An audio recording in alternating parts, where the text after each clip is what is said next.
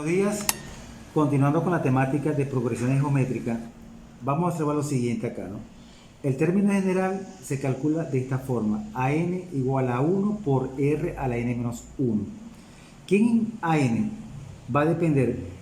AN indica el último término, A1 el primero, R va a ser la razón en el número de elementos o de la sucesión. Esta es la fórmula para hallar el término general. Para hallar la suma de los términos tenemos esta fórmula. Hay otras parecidas a esta que están acá. Vamos a hacer el siguiente ejercicio, ¿no? Observemos. En la siguiente sucesión, 1, 4, 16 y 64, piden hallar la suma de los 6 primeros términos. Esa es la pregunta, ¿no? ¿Qué información tenemos? El primer elemento de acá es, vamos a llamarlo A1, que vale 1. A1 igual 1. A2 igual 4. A3 igual 16. Pero fíjense lo siguiente, ¿no? Me están preguntando la suma de los 6 primeros términos. La pregunta es S6. Es lo que yo voy a calcular. Para hallar S6, la fórmula general es esta, ¿no?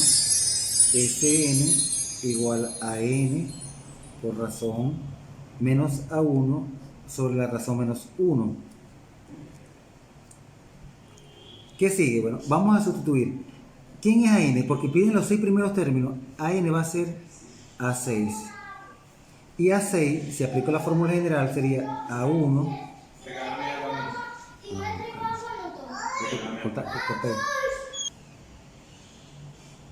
Fíjense acá bien. A6 es igual a 1 por razón a la 5.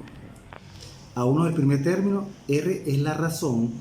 Recuerden que la razón en las progresiones geométricas va a ser ese factor multiplicativo para conseguir cada uno de los elementos.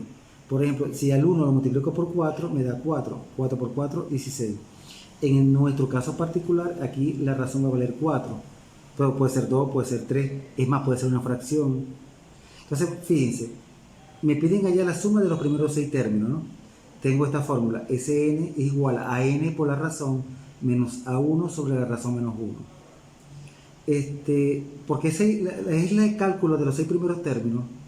El AN que yo voy a buscar va a ser A6. Ese es el AN que tenemos que buscar. Calculemos ese A6. A1.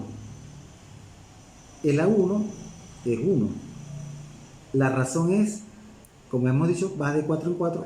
Porque se multiplica por 4, coloco el 4 elevado a la 5, porque aquí está 5. Antes de continuar, fíjense. El A6, cuando yo lo coloco en función del primer término A1, la razón debe ser 5, porque hay una relación muy interesante. El 5, si yo le sumo el 1, obtengo aquí el 6.